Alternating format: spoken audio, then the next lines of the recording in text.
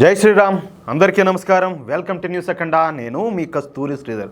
మిత్రులారా, భారతీయ జనతా పార్టీ కార్యకర్తలకు, నాయకులకు, నరేంద్ర మోడీ గారి అభిమానులకు ప్రతి ఒక్కరు కూడా ఒక అద్భుతమైన ఒక శుభవార్త అయితే తీసుకొచ్చిన. పశ్చిమ బెంగాల్ ఎన్నికల్లో Bharatiya Janata party clean sweep చేసింది. సరే, పశ్చిమ బెంగాల్ ఎన్నికల్లో ఏంది Bharatiya Janata party clean sweep చేసేది ఏంది? నీకేమన్నా మెంటలా?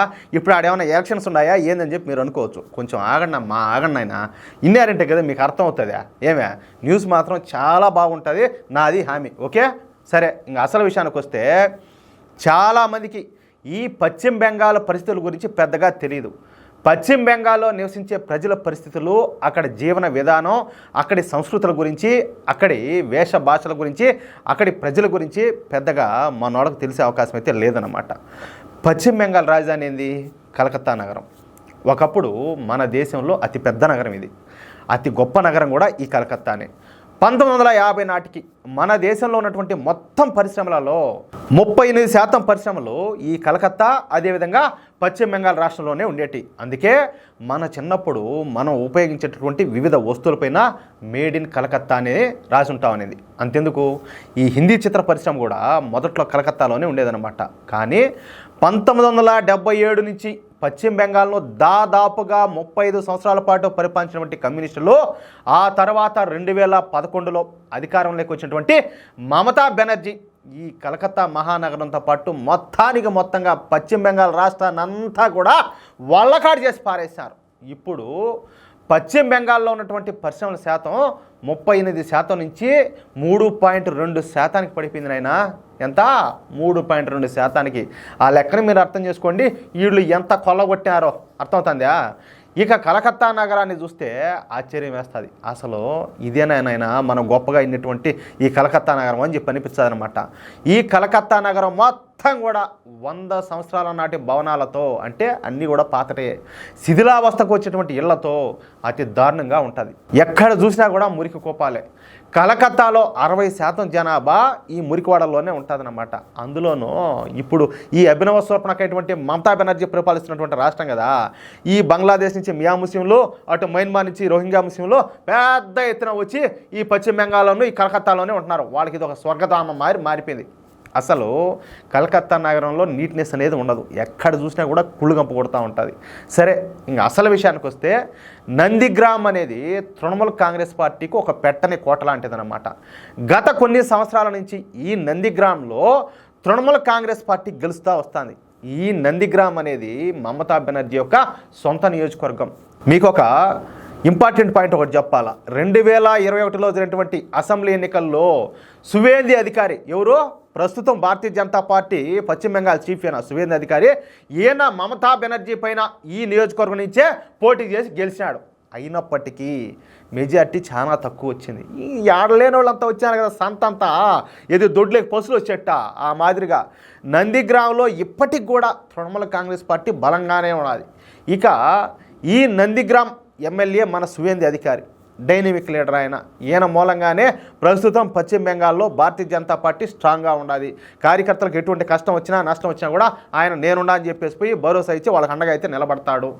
రేపు పశ్చిమ బెంగాల్లో బీజేపీ గెలిస్తే సీఎం అయ్యేది కూడా ఈ సువేంది అధికారే. ఓకేనా? దీంతో ఈ సువేంది అధికారిని దెబ్బతీయడానికి మమతా బెనర్జీ శత విధాలా ప్రయత్నం చేస్తుంది.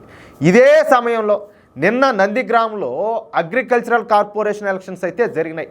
ఈ అగ్రికల్చర్ కార్పొరేషన్ ఎలక్షన్స్ నందిగ్రామ్లో జరుగుతుండడంతో ఇక నేరుగా ఎవరు తెలిసిన మమతా బెనర్జీనే రంగంలో దిగిపోయింది. ఎందుకంటే ఆ సొంత నియోజకవర్గం కదా అది. అందులోనూ ఈ సువేంది అధికారి చేతిలో ఆమె ఊరికే ఘోరంగా ఓడిపోయా.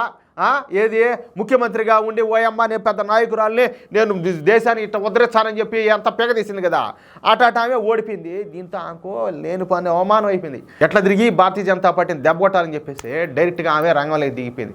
ఈ ఎన్నికల్లో కనుక బీజేపీని ఓడిస్తే సువేందు అధికారి కోరల బేకొచ్చని, ఆయన కోరల బీకేదానికి సువేందు అధికారి కోరల బేకొచ్చని ఇక బీజేపీని అయితే పడుకోబెట్టచ్చని చెప్పేసి మమతా బెనర్జీ భావించింది. అంటే బీజేపీ అనుకుంటే నువ్వు చేసిన ఖరీదా ఏం చేస్తామల్లే.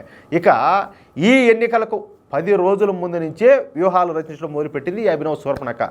ఈ ఎన్నికల కోసం పోలీసు యంత్రాంగాన్ని, అగ్రికల్చర్ డిపార్ట్మెంట్ను, రెవెన్యూ డిపార్ట్మెంట్ను పూర్తిగా వాడుకునేది ఈ ఒక్క అగ్రికల్చర్ కార్పొరేషన్ ఎలక్షన్స్ కోసం.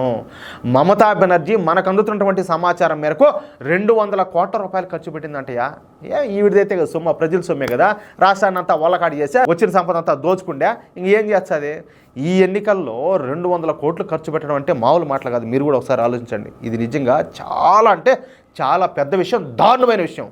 ఇక నందిగ్రామ్లోని మొత్తం 12 స్థానాలకు ఈ ఎన్నికలు అయితే జరిగినాయి. నిన్ననే ఈ రిజల్ట్స్ కూడా వచ్చాయన్నమాట, అంటే ఎన్నికల ఫలితాలు కూడా వచ్చినాయి.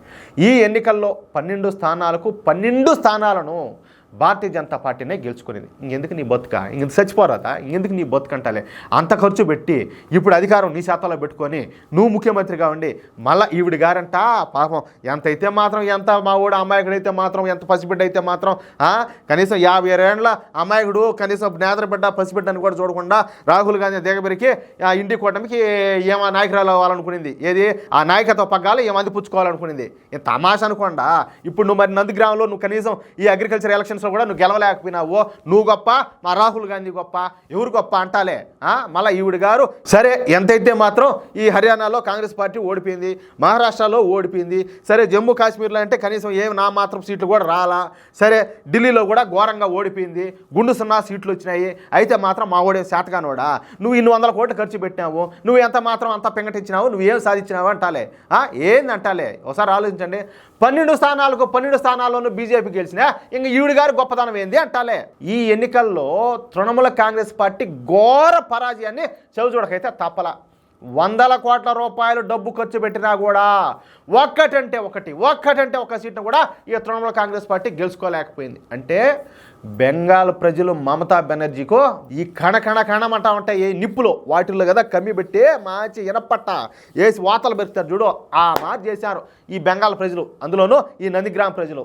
అయితే వచ్చే సంవత్సరమే ఈ పశ్చిమ బెంగాల్ అసెంబ్లీ ఎన్నికలు అయితే జరగనున్నాయి. అందుకే బీజేపీ అధిష్టానం పోయినసారి చేసినటువంటి తప్పులు ఈసారి జరగకుండా బలమైనటువంటి చర్యలు అయితే చేపడుతుంది. త్వరలోనే ఈ అభినవ శూర్పణకైనటువంటి ఈ రాక్షసాచారం నుంచే బెంగాల్కి అయితే విముక్తి అయితే దొరకనున్నది. అది నాయన మ్యాటరా. ఎట్టనా న్యూసా బాగుంలా, నచ్చిందా మీకు? మిత్రులారా, ఈ న్యూస్ కనుక మీకు నచ్చినట్లయితే ఖచ్చితంగా మీకు నచ్చి ఉంటుందని నాకు తెలుసు. తప్పనిసరిగా ఈ న్యూస్ నలుగురికి షేర్ చేయండి. అదేవిధంగా ప్రతి ఒక్కరు కూడా మీ యొక్క అమూల్యమైన అభిప్రాయాలను ఖచ్చితంగా కామెంట్ చేయండి. అలాగే ఇంతవరకు మీరు కనుక మన ఛానల్ సబ్స్క్రైబ్ చేసుకున్నట్లయితే ప్రతి ఒక్కరు కూడా మా ఛానల్ సబ్స్క్రైబ్ చేసుకోండి, సపోర్ట్ చేయండి ప్లీజ్. జై శ్రీరామ్.